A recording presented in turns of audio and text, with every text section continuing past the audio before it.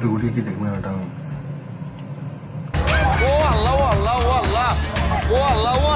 চট্টগ্রামে বন্যার ক্ষত শুকানোর আগে শুক্রবার কক্সবাজার আর শনিবার খোদ চট্টগ্রাম বন্দর।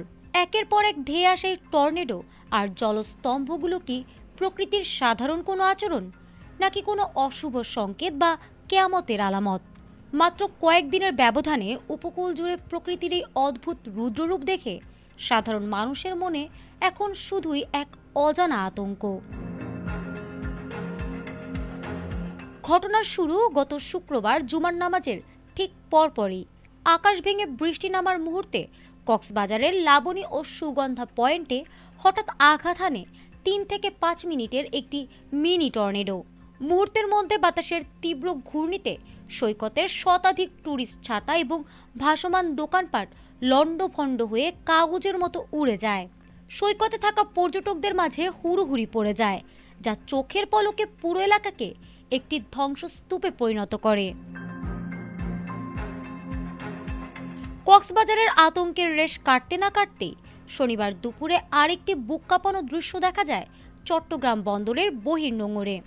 সাগরের পানি আকাশপানে টেনে নিয়ে বিশাল এক ঘূর্ণায়মান জলস্তম্ভ ধেয়ে আসতে দেখেন জাহাজের নাবিকেরা। সামাজিক যোগাযোগ মাধ্যমে এটি শক্তিশালী টর্নেডোর তাণ্ডব বলেই ছড়িয়ে পড়ে।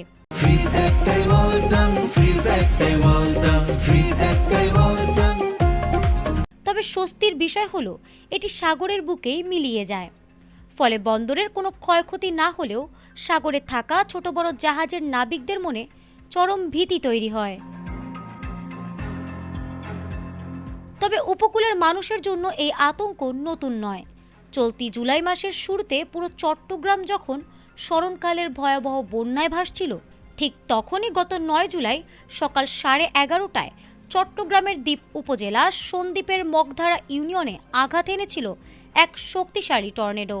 বন্যার পানির মাঝেই সেই টর্নেডোর তাণ্ডবে মুহূর্তে 15-20টি ঘরবাড়ি ও কাঁচা দোকানের চাল উড়ে নিশ্চিহ্ন হয়ে যায়।